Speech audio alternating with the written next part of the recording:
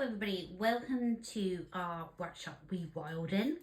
So are you ready to rewild? Now this is your first stage of connecting to the land, connecting to the spirits and really rewilding the witch within. When we rewild the witch within, we're actually giving ourselves up to the guardians of the land, okay, the spirits of the land, the old ones, the aged, the ancient, to basically take us under their wing, to look after us and protect us and show us the way. It's a bit like showing us the way on our journey, keeping us in that sacred energy, that witchery, that belonging, that coming home. Because most of us have lost our connection with nature. 90% of the time we're indoors, okay? That is real statistics. Some of us never even go to nature. Some of us don't even see nature, okay? And what has happened is we've lost that sense of grounding, and that's on a basic level. If you want to go to a really deep level, you know, as a witch, we've come away from our guardians, the guardians of the land. So, you know, there's obviously other elements that we can talk about, but right now I'm talking about earth. So we will go in the other elements at another time. And I don't want to confuse you. So let's look at earth. Mother Goddess, earth, nurturing, everything's there for us, giving. Okay, now as witches, that's where we get our fuel. Okay, if you think of fuel, your energy, your psychic energy comes from the earth. That's a rich psychic energy. It is healing, it is psychic, it is everything you need to be and do as a witch. You are basically asking the guardians of the earth, the land spirits of the land, the wise ones, to look after you when you connect with the earth. Now, walking through the forest and not literally taking any much notice isn't going to work. You've got to actively do something. Anybody can walk through the forest, but not everybody can connect. So grounding is basically when we physically, actively do it. So walking barefoot is one thing. Hugging a tree is another. Connecting with the lakes, the rivers, the nature spirits is another. So it is very, very healing. And it's been proven when we do that, not only does it help us sleep, it gets rid of pain and inflammation in the body and helps with anxiety and depression. That's powerful. How many of you out there suffer from one of those or all of them? Okay. Probably most of the population.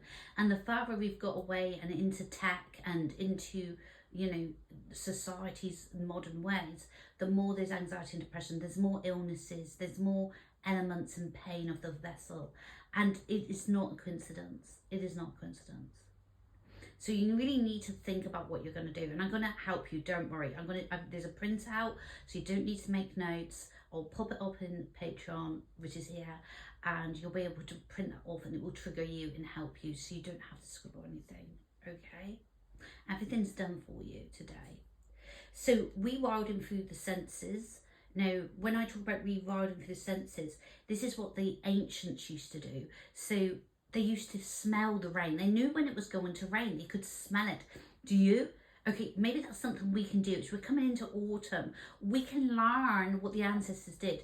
Literally smell the rain. Before it rains, just keep smelling the air. And when it does rain, you know, smell the rain. The rain has an earthy smell, very comforting, very earthy, very grounded smell. So maybe you could go for a walk in the woods. I used to when I was younger.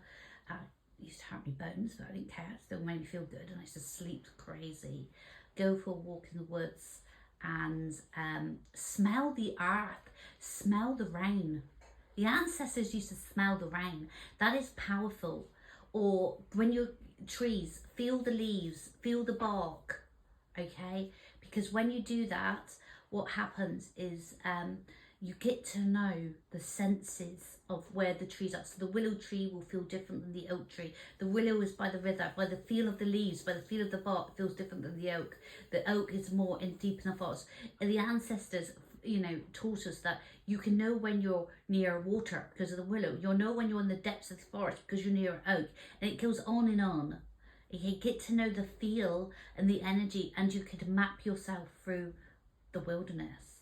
The animals, different kinds of birds, they're different kinds of chirps. Okay, their noises will tell you also if you're near water or you're deep in the forest or what kind of forest you're in. That is real witchcraft, and really it is strong because it's using your intuition, it's using your wild side, and that is really an essential for witchcraft and fairy. Reconnecting to that wild side and the nature spirits, the elementals, the universal mother goddess, whatever you like, it's all connected to our wild side. So you need to come out of this technology. I know I do tech obviously because that's what my job tells me I have to do, but connecting to the wild side of us is the best gift you can give yourself as a witch. Your witchcraft will soar. Okay, I tell you now, your gifts will soar. You will start feeling and seeing and doing and producing so much more than if you don't. So let's go on to folklore. I love folklore. Now, folklore is not always full of gossips and fiddly things and funny things, though it is that too. There's a lot in folklore that teaches us really solid witchcraft, if you know what you're looking for. And I love folklore.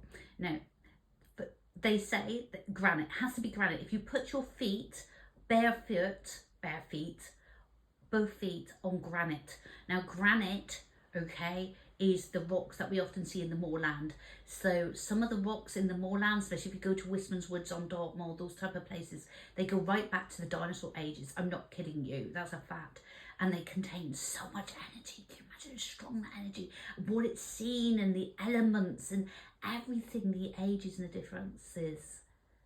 It is said when we put both feet on granite, such as old granite on the Dartmoors, on the moorland, it breaks the windiness. What does breaking the windiness mean? Well, it's a folklore word for sort of ridding anything that cannot be broken. So that dark, nasty energy, that dark heaviness, maybe illnesses, it can heal, has a power to heal.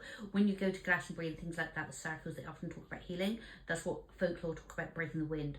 So something that possibly couldn't be cured by normal societal means. People have said they've been cured by the rocks, by the stones, putting their feet on the granite, the ancient stones, breaking the wind. Okay, what cannot be broken any other way. There's also I'm trying to think. Yeah, if you sit with your back towards a tree, it is said that the spirit of that tree will entwine with your soul, your spirit to spirit, and then imagine the roots going down into the soil, and that your spirits will entwine, and that tree will protect you. So the spirit of the tree, which is called a dryad, will connect with your spirit and protect you. How beautiful is that?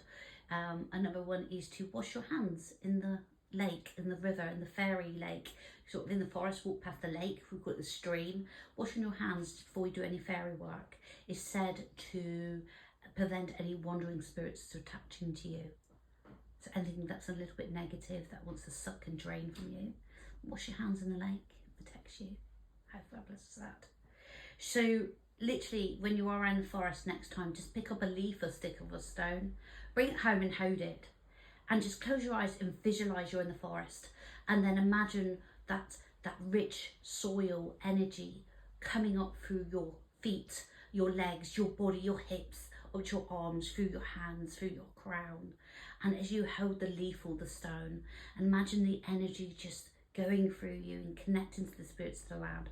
Where you hold that energy just by holding that stone or that leaf, you're holding energy, and it can soak through you, so you don't have to be in the cold or the wet in the forest. So have a go at that.